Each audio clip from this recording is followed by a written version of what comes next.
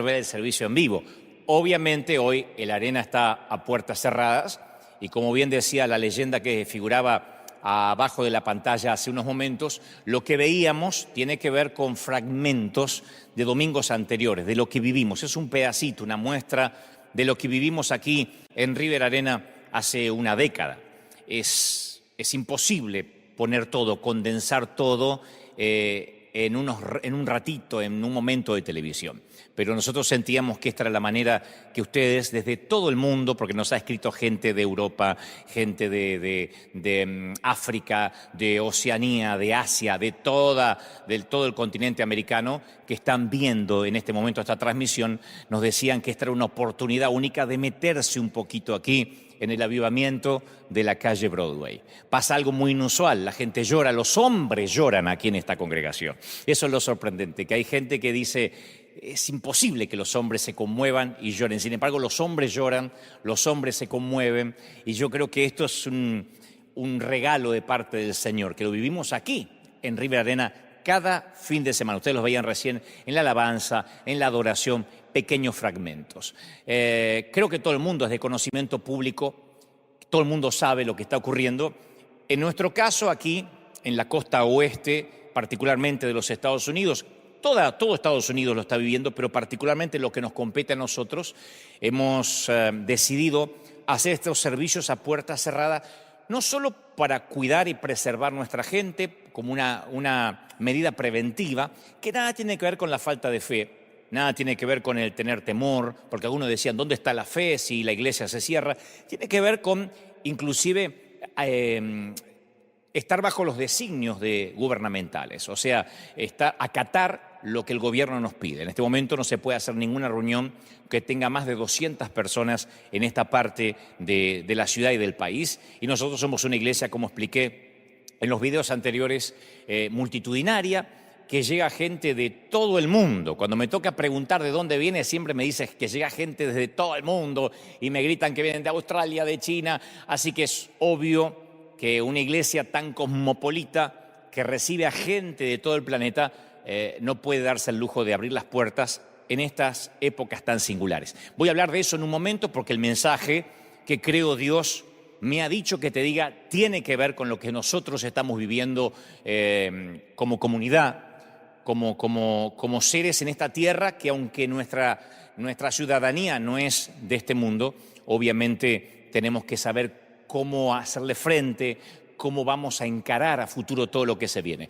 Por lo pronto, estamos este fin de semana acatando lo que el gobierno dice, lo que el presidente de la República nos pidió a todos los que tenemos o congregamos gente o estamos a cargo de naves insignias como esta. Pero yo les agradezco mucho a ustedes que están allí en sus hogares en estos momentos apoyando, diciendo, pastor, estamos contigo, se los agradezco muchísimo. Estos son momentos donde tenemos que aprovechar para hacer un altar en nuestra casa. Estos son los momentos en que a mí me gustaría que ahora, espero que la alabanza y la adoración haya congregado a toda la familia frente a un televisor, a una computadora. Estos son los momentos que ojalá no haya gente que esté mirando esto mientras que cocina con el celular al costado. Ojalá, Dios mediante, estén reunidos la familia frente a la tele, estén en una sala, que esto sea una excusa, una santa y divina excusa para poder tener un altar familiar. Lujo, que escasea en tantos hogares. Que este sea el momento donde podamos decir, vamos a unirnos, vamos a estar juntos, vamos a orar. Yo voy a orar contigo en momentos y que ahí en tu casa y nosotros aquí demostremos que somos iglesia. Porque una iglesia no son las paredes, una iglesia no es el templo, una iglesia somos nosotros, una iglesia es la gente por la que Cristo dio su vida. Así que ahí donde estén, me encantaría que ahora llames a tus hijos, a tu mamá, a tu papá, a los abuelos, a los papis, le diga, en momentos Dante va a transmitir un mensaje de parte del corazón de Dios y yo he orado mucho para que lo que considero Él me ha dicho que te diga. Y voy a transmitirlo sin agregar, sin omitir, lo que creo Dios me ha puesto en mi corazón en unos minutos, en unos instantes nada más. Y ahora, antes de predicar, yo quiero tomar un momento para hablarle especialmente, primero a los que son de la casa, a los de River Arena, a los miles que vienen aquí siempre los domingos de manera regular a las 9 y a las 12:30 del mediodía. A mi familia, a mis hijos espirituales de manera directa. Sé que hay otros que dicen, bueno, tú eres mi pastor virtual, pero ahora les estoy hablando a los de casa, a mi escuadrón del ejército de Dios, a mi batallón amado. Les estoy hablando a esos queridos y queridas hijas que no faltan, que son fieles, que están temprano aquí cada domingo, que vienen, dejan los chiquititos en River Kids y se disponen a adorar y alabar a Dios. Primero a ellos, quiero decirles que este es un río que no se va a detener, que no se parará por nada del mundo, que Dios en estos momentos nos va a hacer más fuertes que nunca, pero por cierto, ustedes saben como familia que es un desafío enorme cerrar una iglesia, cerrar las puertas, las paredes de un templo. Eso es un desafío enorme en cuanto a lo financiero, en cuanto a las visiones en las cuales estamos involucrados, porque vamos a seguir ayudando, bendiciendo. Nosotros no nos vamos a detener, sostenemos misioneros. River Church sostiene grupos misioneros, sostiene orfanatos en África, ayudamos en Honduras, ministerios evangelísticos en Argentina, además de River Lighthouse, que es bendecir a los que menos tienen, a los que más necesitan. Entonces yo necesito que los de la casa, los que siembran, los que sostienen esto, no dejen de hacerlo, que se conecten a través de lo que aparece ahora en pantalla, que es nuestro sitio web oficial www.river-church.org. Entran ahí, hicimos una manera muy práctica, muy pragmática, muy sencilla para que puedan sembrar, para que puedan traer sus semillas, sus diezmos, los que son fieles con sus diezmos, con sus ofrendas, porque yo sé que me lo han preguntado toda la semana. Han dicho, y Dante, pastor, ¿cómo hacemos para llevar las ofrendas?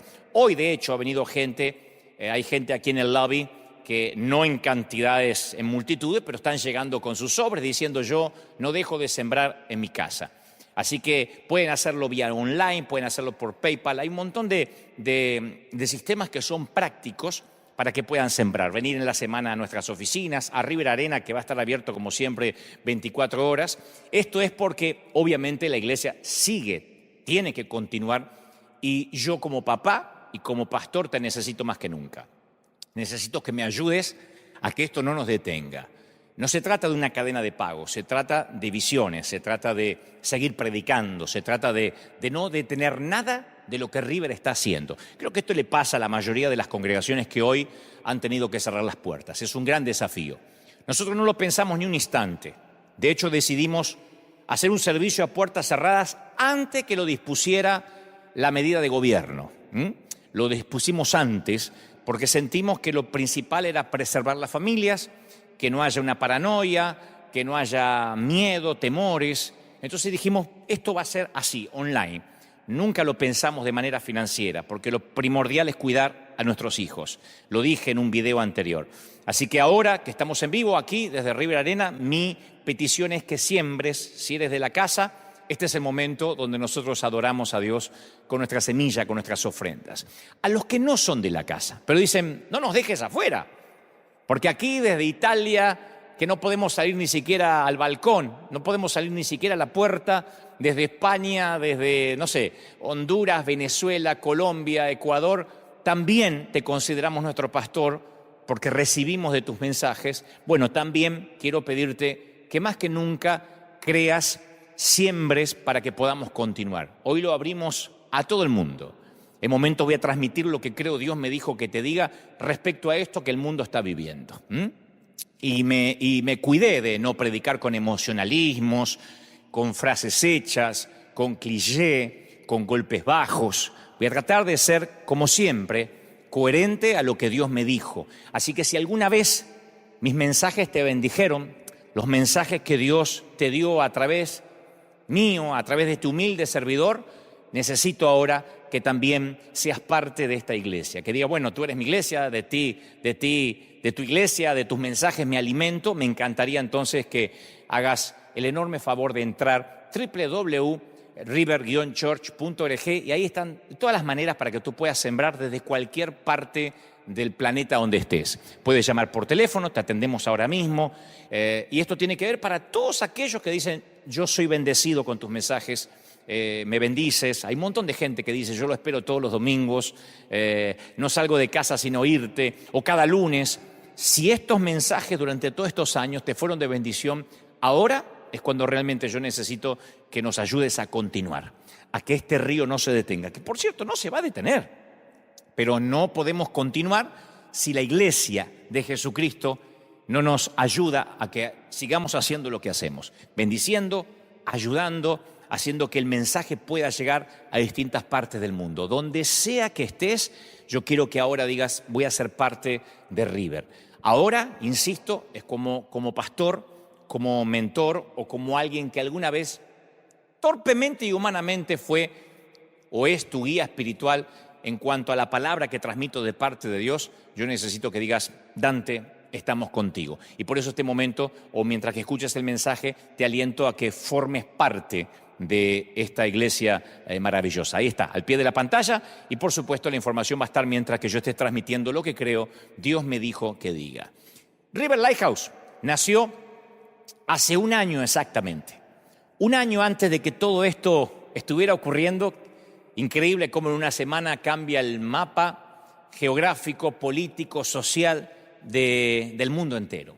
Pero hace un año nosotros comenzamos a amueblar casas completas, desde electrodomésticos, muebles, todo a estrenar.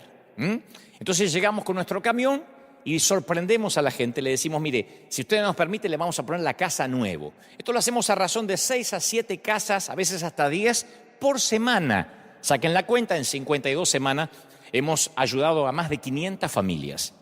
En lo que va. Vamos a seguir, porque esta semana volvemos a salir, porque claro, la necesidad no espera, los que necesitan una ayuda no pueden decir, vamos a esperar que pase la pandemia. Hay gente que está durmiendo literalmente en el piso, hay gente que necesita una mano urgente. Lo estamos haciendo aquí porque uno tiene que ser testigo donde Dios nos pone y después uno va a las demás ciudades.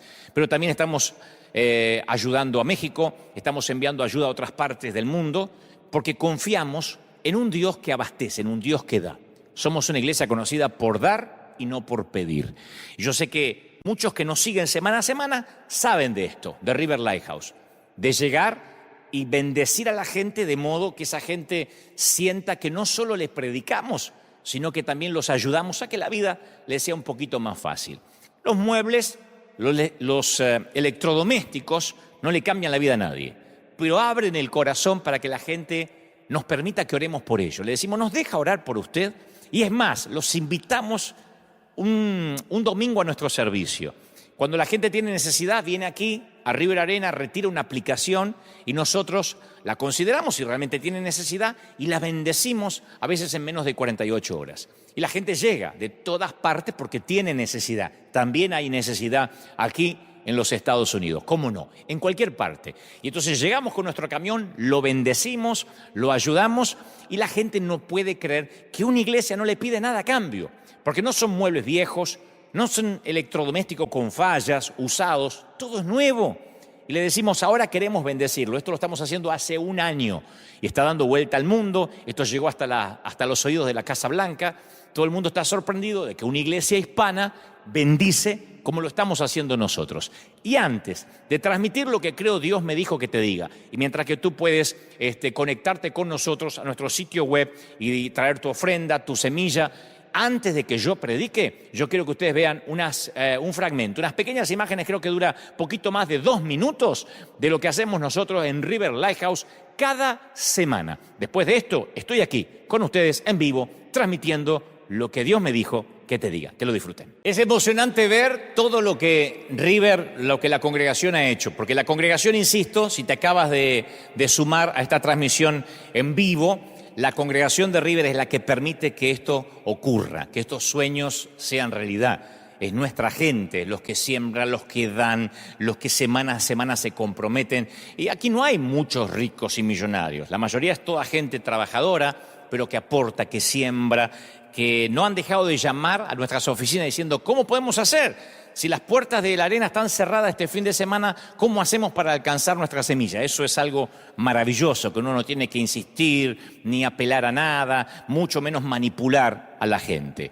En cuanto a qué va a pasar la semana que viene, estén atentos, porque vamos a estar con los oídos prestos a lo que vaya sucediendo. Este mapa va cambiando día a día, así que esperamos, Dios mediante, estar aquí con toda la gente, estar aquí con el Arena abierto el domingo que viene. Esperamos que sí, que estemos aquí a las 9, las 12:30 y pronto nuestro tercer servicio, como lo venimos anunciando, porque ya no damos abasto. Ojalá que Dios permita que el domingo que viene estemos aquí con toda la gente y con esto abierto. Si no, estén atentos a las redes, a nuestros comunicados, porque si no nos permiten hacerlo o si no es prudente, entonces seguiremos de esta forma hasta tanto la cosa cambie, hasta tanto el gobierno nos permita tener reuniones públicas multitudinarias. Mientras tanto, estén atentos. Muy bien. A mediados de los años 70, aquí en Los Ángeles, comenzaron a construir una nueva generación de naves espaciales. Y la primera en ser lanzada fue el transbordador espacial Columbia, algunos deben recordar, la nave insignia de la nueva flota de la NASA. El Columbia despegó el 12 de abril de 1981 y giró alrededor de la Tierra 36 veces. Le siguieron después 27 misiones, pero el viaje final del Columbia fue un vuelo a la tragedia. Cuando reingresaba el transbordador a la atmósfera de la Tierra, en la mañana del 1 de febrero del 2003, el transbordador se desintegró con estos pasajeros que veíamos recién a bordo, con estos tripulantes. Un trozo de goma espuma aislante que cubría el tanque de combustible se había desprendido durante el lanzamiento 16 días antes. Y ya había pasado en otras pruebas que se desprendieron parte de la goma espuma. Y entonces ahí, en esa parte donde se carga gasolina, ahí se formó un trozo de hielo que perforó una de las alas de la nave, lo cual obviamente ocasionó la catástrofe que mató a los 7 astronautas. Cuando ellos ingresaban de vuelta a la atmósfera, estaban a 60 kilómetros de altura y faltaba 15 minutos para terminar la misión. Los escombros cayeron a lo largo de la Tierra, a lo largo de todo lo que es Texas, parte de Luisiana, y varios años después, esto es lo que a mí me sorprendió, lo estaba leyendo durante esta semana, varios años después se emitió un reporte conmovedor acerca de la destrucción del Columbia que le costó la vida a estos 7 tripulantes que ustedes están viendo ahora. Cuando la misión estaba en progreso, cuando estaban haciendo las pruebas, los especialistas de la NASA que estudiaban el ala perforada se preguntaron si el daño era fatal. Y entonces el director del vuelo, John Harpole, dijo: ¿sabes? No hay nada que podamos hacer en cuanto al daño del sistema técnico de protección. Si se dañó, probablemente es mejor no saberlo. Creo que la tripulación preferiría no saberlo. Y él le dijo a los que estaban alrededor: ¿no sería mejor para ellos tener una misión feliz, un vuelo feliz y que no lo sepan? Prefirieron no decirle a la tripulación de que había un ala dañada y que podía terminar en una tragedia. Es preferible no decirles, no arruinarles la misión. Y la pregunta de Harpole era especulativa de algún modo, porque debían decirle a la tripulación si se determinaba que el daño significaba la posible muerte. Ellos concluyeron que el reingreso del Columbia sería seguro. Y a la tripulación se le entregó un reporte completo con la conclusión de la NASA, y nadie en la nave y nadie en la Tierra esperaba que el daño pudiera ser fatal. Así que ni la NASA ni la tripulación del Columbia supieron que la situación era un caso perdido antes de que la nave espacial se desintegrara. Y ustedes dicen: ¿y qué tiene que ver esto con lo que me compete a mí en lo espiritual? Cuando me interiorizaba de esto, yo pensaba que la pregunta hipotética hecha por John Harpole persiste hoy. ¿Qué harías si supieras que tu tripulación pudiera estar condenada a morir? ¿Estás a cargo de la tripulación o estás dirigiendo una misión espacial? ¿Le dirías a la tripulación, aunque esto, el saber que pueden morir, les causaría una angustia mental? ¿Se lo dirías para darle tiempo a despedirse, para que reflexionen sobre la vida y quizás para hacer las paces con Dios?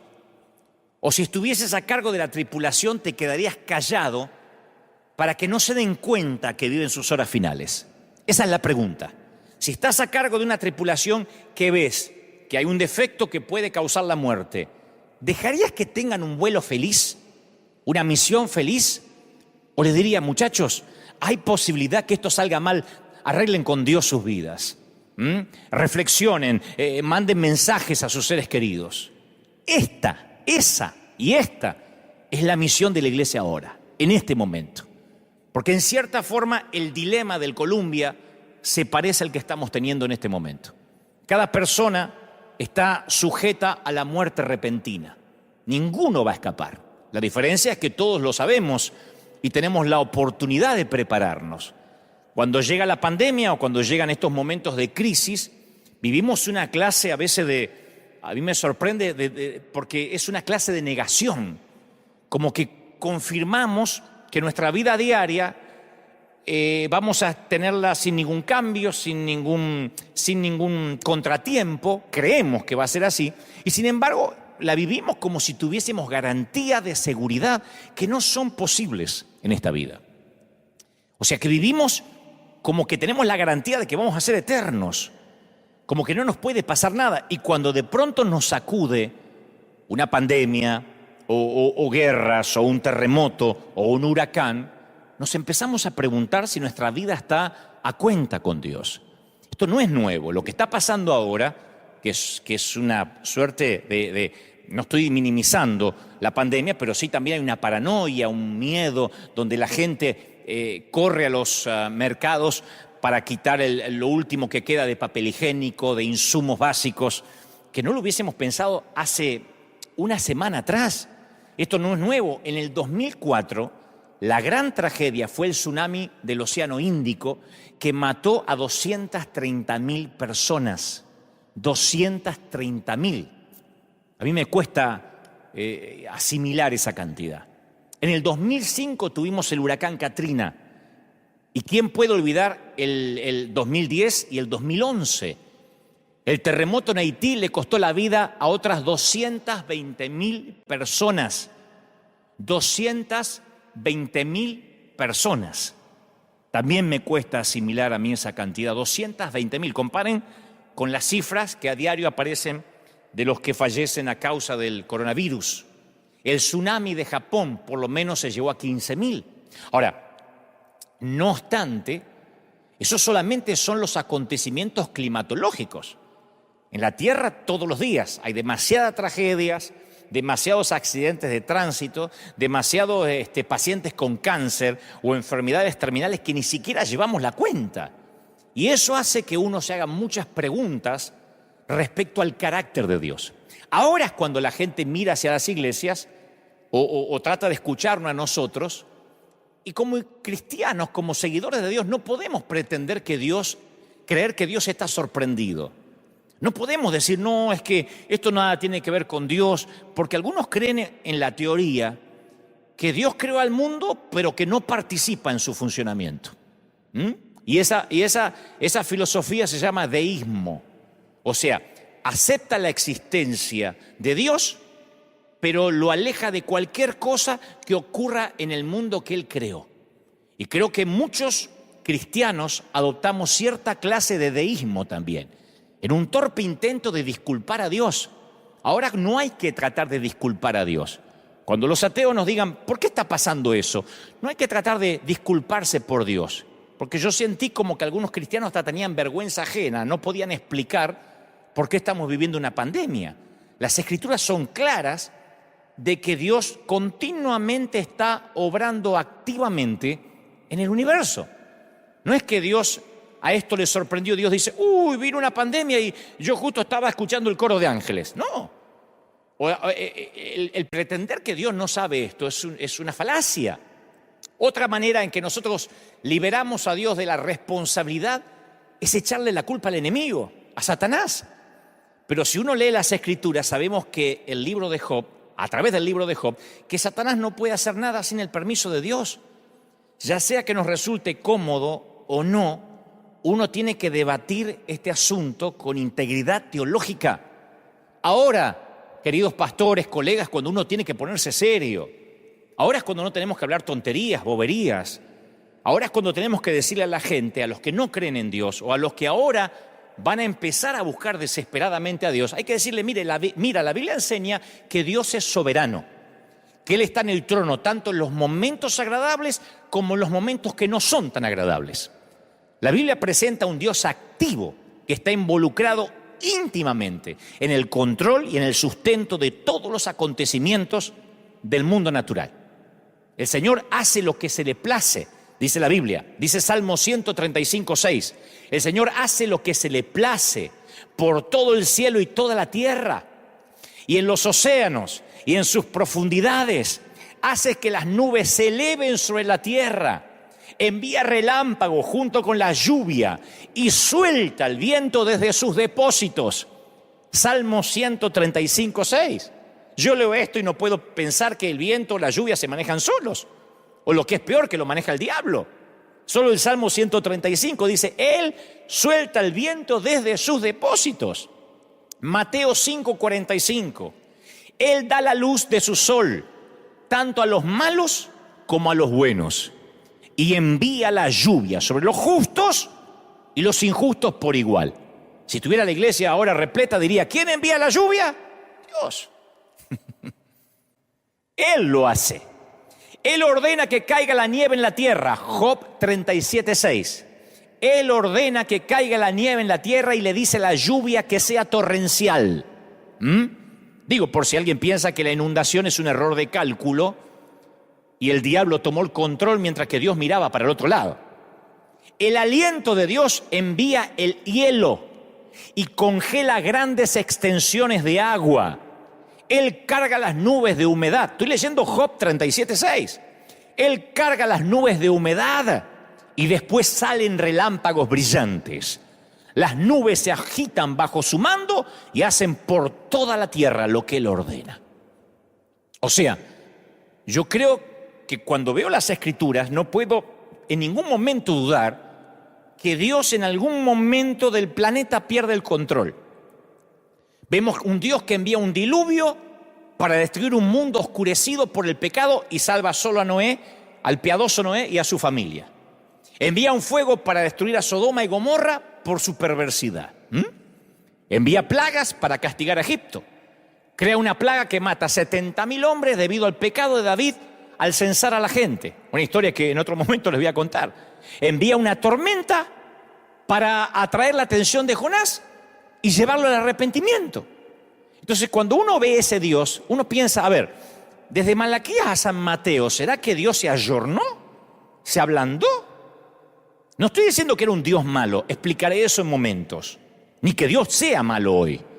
Quiero que entendamos que cuando pasan estas cosas, los predicadores no tenemos que salir a tratar de disculpar a Dios.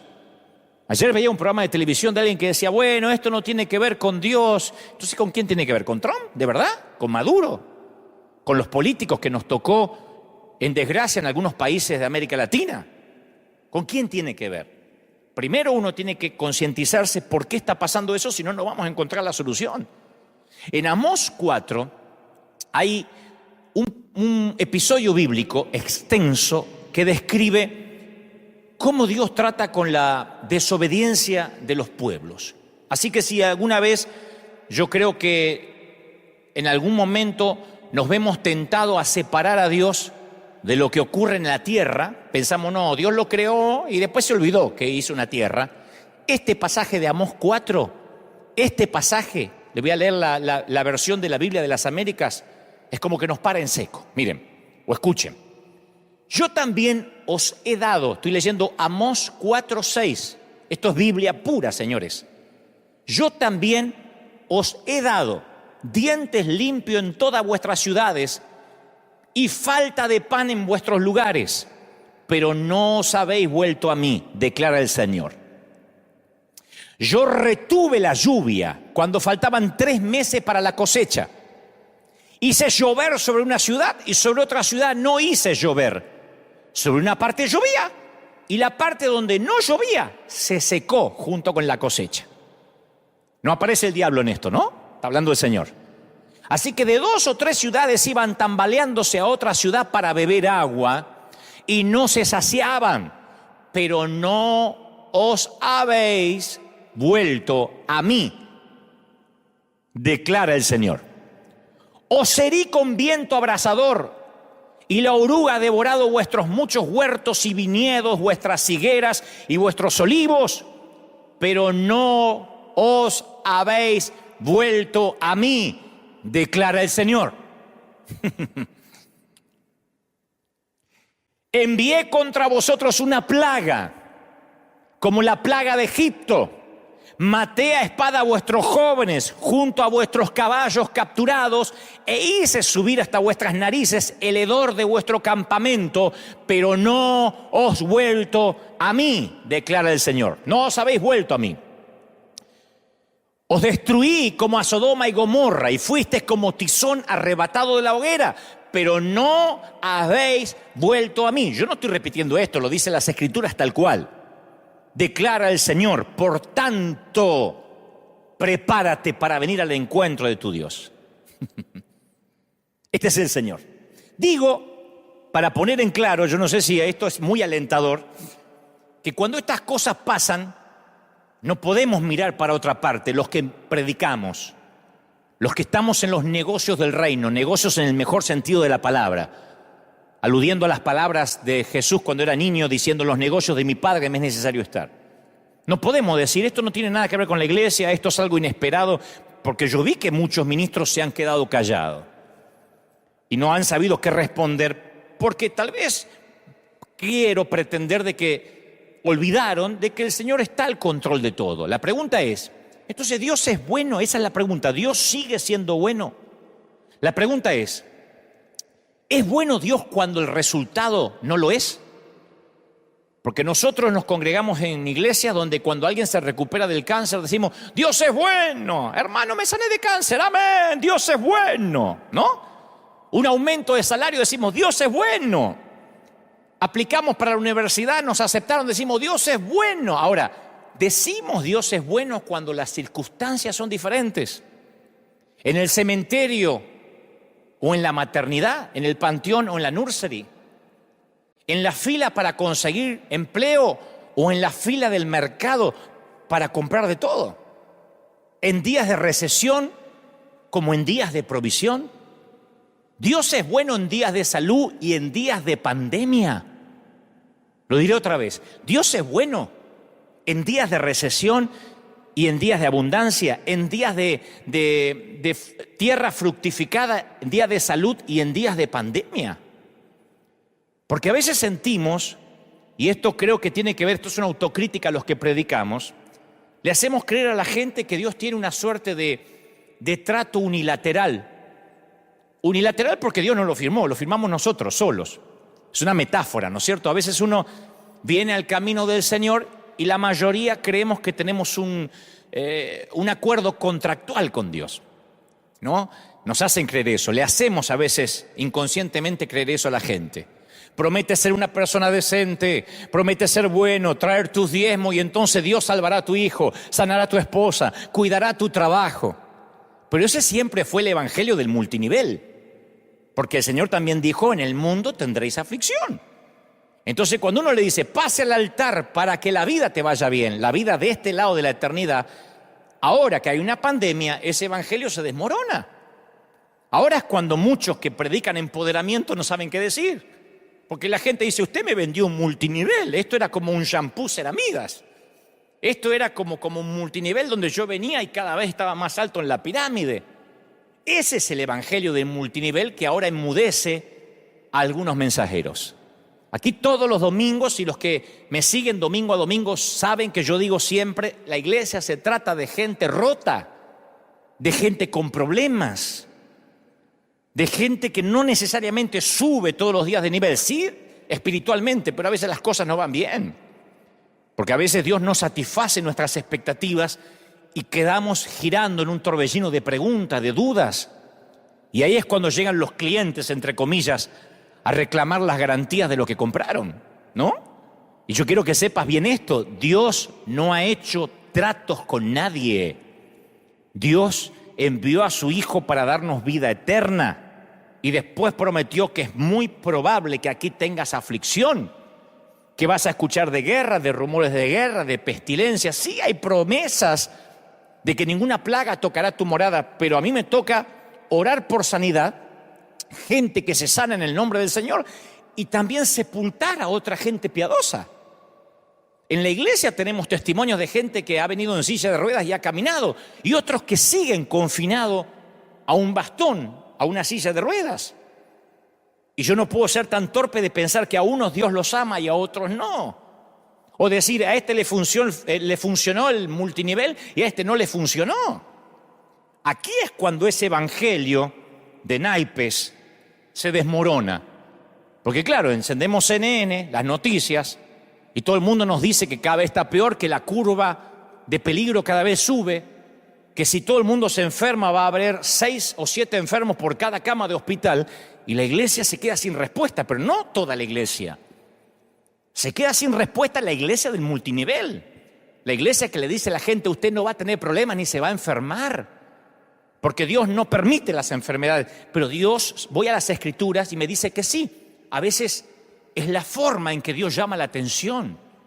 Cuando los demonios rogaron a Jesús que los enviara a un hato de puercos, ¿se acuerdan del endemoniado gadareno?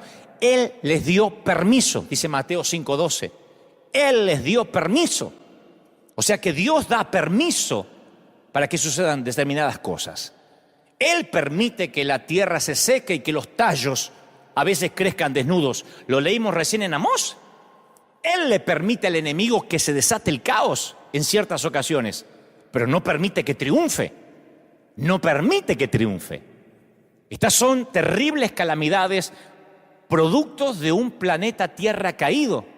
Y por el contrario, cada mensaje en la Biblia, en especial la historia de José, ustedes deben recordar José que fue vendido por sus hermanos y que llega a Egipto y luego le dice a sus hermanos, miren, todo lo que ustedes hicieron, Dios lo transformó, lo trastornó para bien.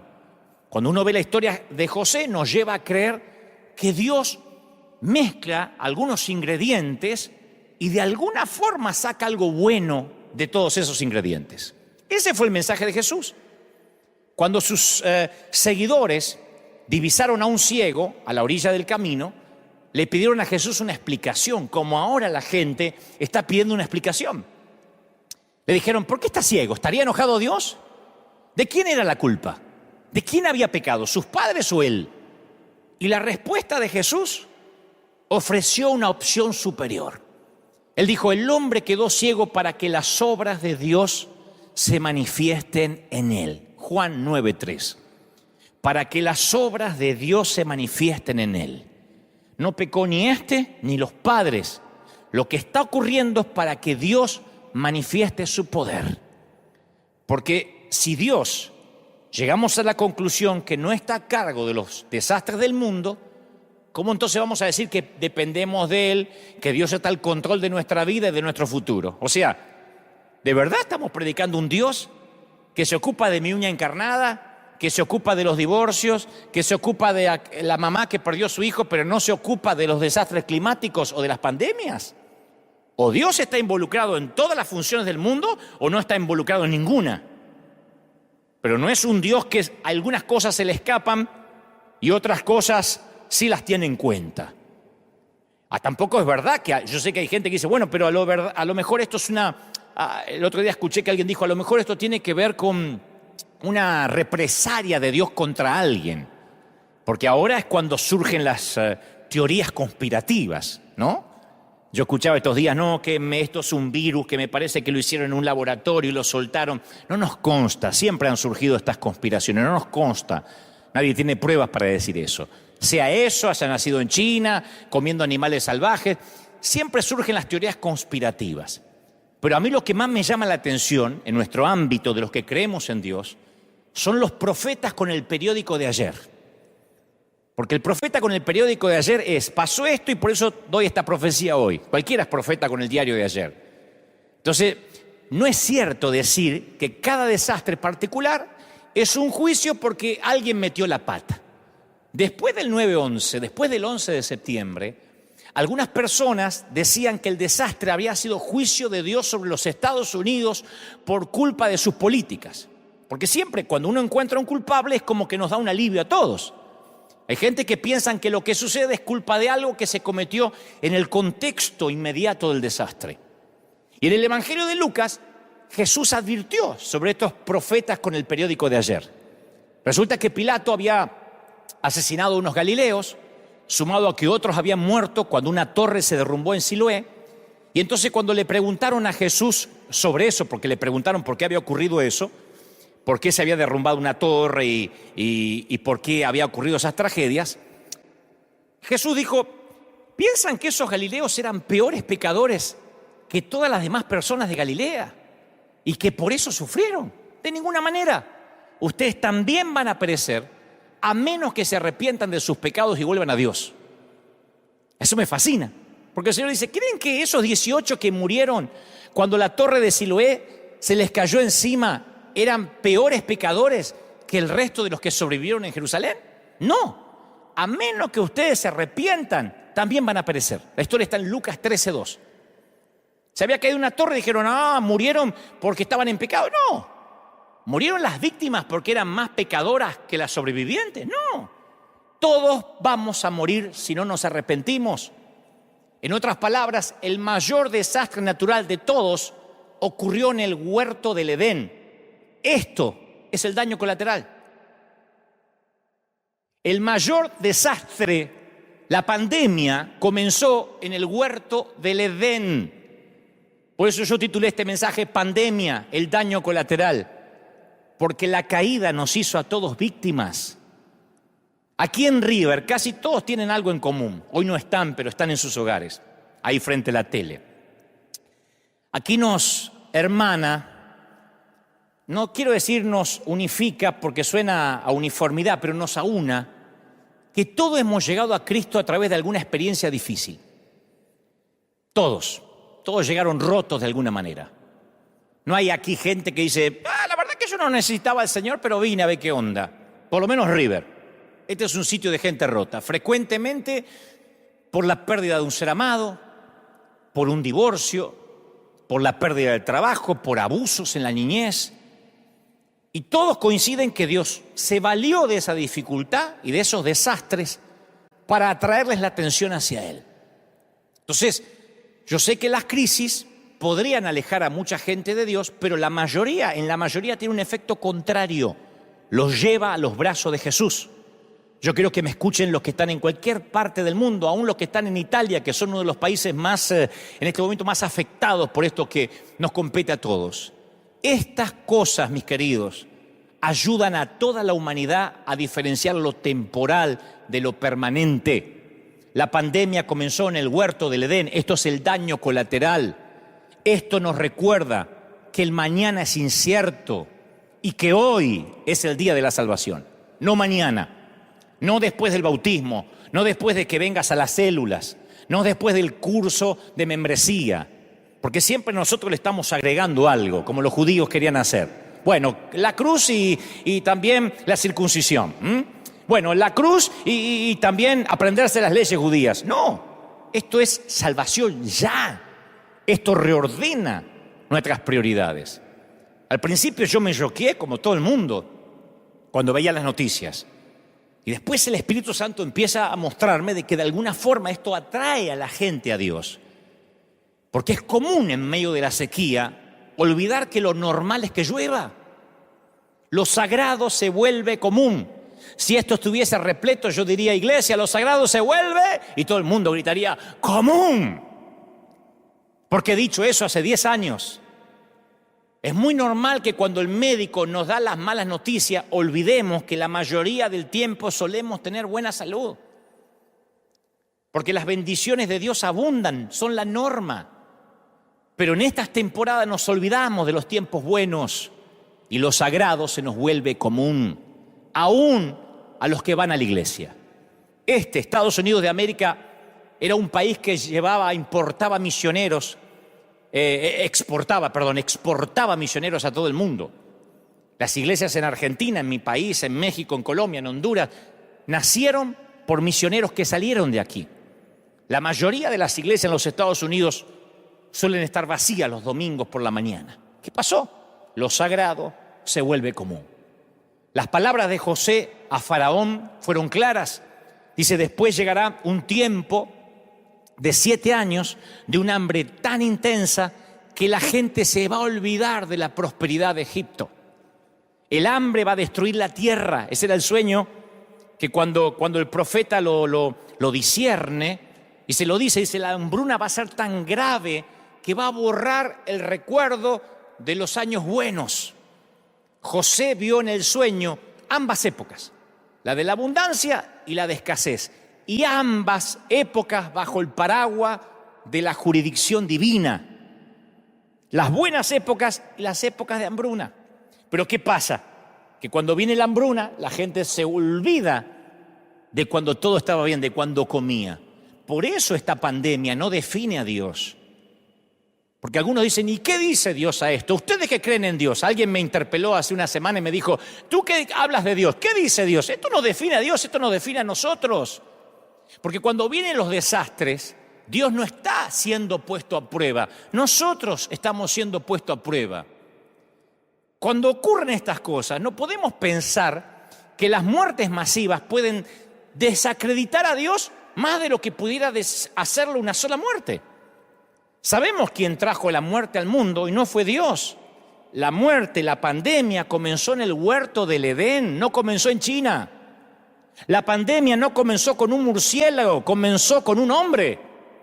La pandemia no es un murciélago, no comenzó con un ratón. La pandemia comenzó con Adán, con Eva. Así que voy a decir esto de la manera más directa, pero tal vez suene sórdida, pero no tengo otra manera de decirlo. Hay que recordar que cada una de las personas que murió en el terremoto de Haití también iban a morir eventualmente. Todos los que están siendo infectados por el coronavirus, no queremos que sean infectados, oramos para que pronto descubran el antídoto, pero no nos olvidemos que también morirán eventualmente aunque no estén infectados. El hecho que las muertes sean inesperadas y sean simultáneas nos impactan más. Pero yo escuché a un periodista anoche decir, nunca voy a creer en un Dios que permita que a sus criaturas les pasen cosas tan terribles. Y como piensa ese periodista, lo que me aterra no es que lo piense el periodista, que me consta que es ateo, sino que me aterra que esto lo piensen algunos cristianos. Me aterra que haya gente que venga los domingos a la iglesia que cree que Dios es un Dios tipo padre helicóptero, que sobrevuela justo arriba de nosotros a tiempo y nos rescata. Me preocupa que haya gente que crea en un Dios que nos aísla de toda situación desagradable, como un padre sobreprotector, un Dios aséptico. Hay un montón de gente que cree en un Dios que le garantice protección, seguridad, felicidad, que los libre de tragedia y dolor. Eso es un seguro médico, un multinivel, pero no es Dios. Porque si uno no dice esto, cuando la gente después, a mí como pastor, me viene y me dice, ¿sabe? Tuve que enterrar a mi padre. Tuve que sufrir la tragedia de un hijo. Gente con leucemia, con cáncer. Yo creo que Dios sana. Claro que sí, y oro siempre por sanidad. Pero yo sé que eventualmente todos vamos a morir y por eso tenemos que tener nuestra vida a cuenta con Dios. Hay mucha gente que ahora se acuerda de Dios. La misma gente que pregunta ¿dónde está Dios? En una pandemia se rehúsa a adorarlo y honrarlo cuando vienen años de paz y de calma. Los mismos que dicen ¿dónde está Dios? Y se desesperan por llevarse todo el papel higiénico, que nunca lo voy a entender por qué se llevan el papel higiénico de los mercados, son los que no adoran a Dios cuando no hay virus. Son los que cuando hay un Super Bowl, lo primero que hacen es faltar a la iglesia. Son los que cuando juega el Chivas y el América, la iglesia no importa. Son los que cuando hay un mundial y juega su equipo, no importa 3 cuernos leer la Biblia o la iglesia. Son los que ahora dicen, ¿dónde está Dios? ¿Dónde está el papá helicóptero? Ellos dejan de lado a Dios en las temporadas buenas, pero creen que Dios está obligado a ayudarlos cuando vienen las temporadas malas. Creen que el Dios al que deshonran cuando están bien debería sanarlos cuando están enfermos. Que el Dios al que ignoran cuando son ricos debería rescatarlos de la inminente pobreza. Y es el Dios al que se rehúsan a adorar cuando la tierra permanece firme y ahora le exigen que los venga a rescatar cuando la tierra comienza a temblar. Pero Dios no te debe nada. Dios no me debe nada. Dios no te debe nada. No me debe nada. Dios no es deudor de nadie. Antes de que acusemos a Dios por su despreocupación, hay que agradecerle por los tiempos que nos cuidó. Siempre le digo a la iglesia, la salud, el tener pulmones. Si desayunaste esta mañana, si esta mañana desayunaste, tiene mucho más que mucha gran parte de la humanidad. Ni te digo si además tienes planificado almorzar. Y si puedes darte una ducha diaria, no sabes lo que tienes. Y no hay que irse a Uganda, a Somalia, hay que pensar nada más en nuestros hermanos de Venezuela o en algunos hermanos de Cuba. Si tienes pulmones, si pudiste ahora levantarte y tienes un sillón o una silla donde ver este mensaje, tienes mucho más que muchos que hoy no tendrán donde sentarse ni donde dormir. Siempre estamos rodeados de bendiciones inmerecidas. Dios nos bendice hasta con su silencio. Y cuando de pronto ocurren estas cosas, ¿dónde está Dios? Es el mismo Dios que pedimos y exigimos que nos rescate y que no nos acordamos nunca. Por eso esto va a hacer que las naciones se vuelvan a Dios. Cuando el fútbol se acaba, cuando la liga se suspende, cuando la Champions League tienen que detener los partidos, cuando no hay boxeo, cuando no hay NBA, cuando viene la crisis, la gente no le queda otra que levantar los ojos al cielo. Todo empieza a cobrar sentido. Cuando las crisis ocurren, a veces nos creemos tentados a creer que los propósitos de Dios se han frustrado. Bueno, esta vez le salió mal a Dios, como si fuera el Barça y el Real Madrid. A veces gana Dios y a veces gana el diablo. No. Dice el Señor, yo soy tu Dios, yo soy Dios y no hay como yo. Yo puedo predecir el futuro antes que suceda. Todos mis planes se cumplirán. Yo hago lo que deseo, dice Isaías 46:9. Entonces nuestra visión es demasiado limitada para percibir cualquier significado final de esto ahora. Sería una utopía que yo dijera, les voy a dar el significado porque esto ocurre. No, yo puedo decir como Pablo, todas las cosas ayudan, cooperan para el bien de aquellos que lo aman y son llamados según su propósito. Romanos 8:28. La clave está en el orden de las palabras en el idioma original. Sabemos que a todos los que aman a Dios, dice el texto griego, Él está obrando. Pablo dice, todas las cosas cooperan. Y tú estás diciendo, ¿me estás diciendo que la pandemia coopera? Sí. En la expresión de la palabra griega se transmite o se traduce como sumergeo, de la que sale la palabra sinergia.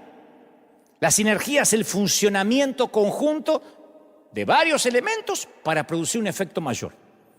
Hay un famoso escritor que yo admiro mucho, que él comparó la vida con el funcionamiento complicado a veces de una maquinaria industrial, y él decía, en todo edificio, en toda fábrica hay ruedas, engranajes, cigüeñales, poleas, correas ajustadas, flojas. Algunas giran velozmente, otras lentamente. Algunas impulsan para adelante, otras para atrás. Algunas son suaves, otras son ásperas, ruidosas, golpean, rechinan, suenan. Es una confusión de caos, ¿no? Se elevan, impulsan, accionan, pero hacen su trabajo. Y desde la palanca más poderosa en una fábrica industrial hasta el engranaje más pequeño, todas las cosas se mueven juntas para un propósito. Y detrás del funcionamiento hay una mente que controla, una fuerza que dirige, una mano que guía. Y así funcionan todas las cosas para los amados de Dios. Algunas cosas son dolorosas cuando uno las mira en el noticiero. Parecía que algunas cosas están trabando nuestra vida y algunas parece que hasta nos hacen retroceder. Pero dice la Biblia, obran juntas y para bien. Todos los anhelos frustrados, las contradicciones, esas cosas que no entendemos. Yo siempre le digo a la iglesia, aún las muertes, las temporadas en el hospital, en la sala de cuidados intensivos, el caminar por el césped recién cortado de un panteón, todo eso. Hay cosas que Dios sostiene, otras las apresura, otras las retarda, las detiene, las pone en marcha, las guía. Esa es la mano de nuestro Padre. Él es el que revuelve la mezcla y toda la naturaleza está bajo su control. todas las cosas cooperan. Y como digo siempre, el final redime una historia plagada de drama.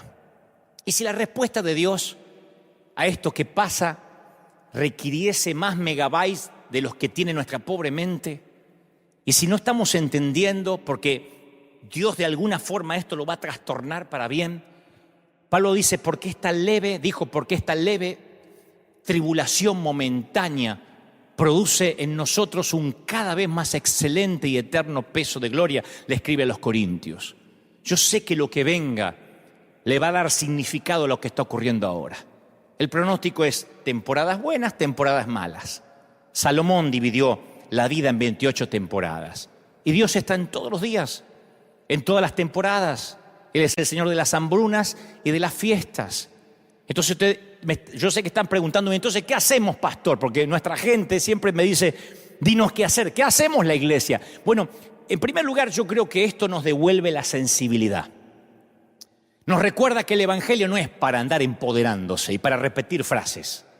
A mí siempre me enfermó el repetir frasecitas como si uno viniera a escuchar a un coach, a alguien que te hace vivir mejor. Esto nos enseña que el Evangelio se trata de almas perdidas. Nos enseña a ser sensibles con lo que sufren. Porque a veces cuando uno ve gente sufrir, uno quiere enseguida llevarle una respuesta, y a veces el silencio, el estar al lado es el ministerio más poderoso. ¿Qué necesita una viuda en el momento que está arrojando un puñado de tierra sobre el ataúd de su marido de toda la vida? ¿Qué necesita? Que alguien en silencio la abrace, no que le den un sermón. Y cuando la gente sufre, como está sufriendo ahora toda la humanidad, los razonamientos espirituales, la cita indiscriminada de pasajes bíblicos abruman. La gente no necesita nuestras respuestas, necesita nuestros hombros para llorar. Por eso esto me alegra, porque cuando esto pase, porque va a pasar, yo sé que la gente que va a ir al Lighthouse ya no van a ser 50, van a ser cientos. A mí me gusta que esto nos sensibilice.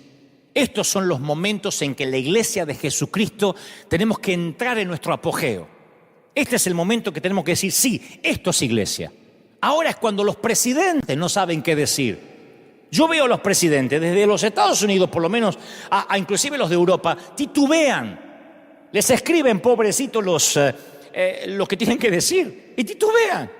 Ahora es cuando los que se supone son los jefes de Estado, los comandantes en jefe de las Fuerzas Armadas, no saben qué decir. Y ahora es cuando la iglesia tiene que hablar. Y ustedes dicen, ¿y cómo hablamos? Ahora es cuando la gente tiene dolor y a veces lo único que tenemos que decir es, mira, me gustaría sentarme contigo, tomar una taza de café y que trabajemos juntos en las preguntas que tú tienes, pero ahora estoy aquí para servirte. Es que tengo miedo porque me voy a enfermar. Yo estoy aquí para estar contigo, para servirte. ¿Qué puedo hacer? Porque esto nos recuerda que estamos de paso. Apocalipsis 21:3 dice, oí una voz fuerte que salía del trono y decía, miren, el hogar que Dios está preparando. Miren, Él vivirá con ellos y ellos serán su pueblo. Dios mismo estará con ellos. Él mismo, Él secará toda lágrima de sus ojos. No habrá dolor y estas cosas no existirán más. O sea que este no va a ser nuestro hogar permanente.